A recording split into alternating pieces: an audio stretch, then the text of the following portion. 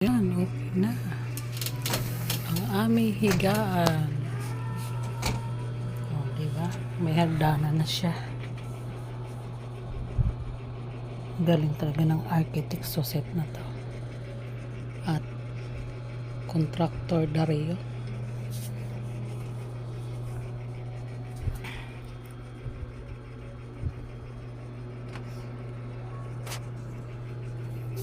Higaan namin sa gitna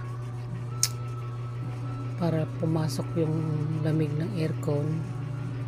Yan ang ginawa namin, ginawa ko pala. Yan ang ginawa ko para pumasok yung lamig dito sa kabila.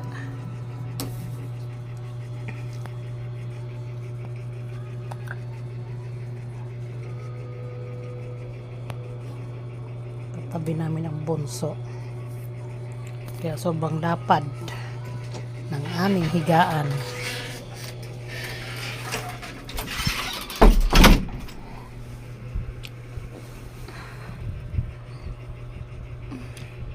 Lagayan ng damit yan, tapos hagdanan.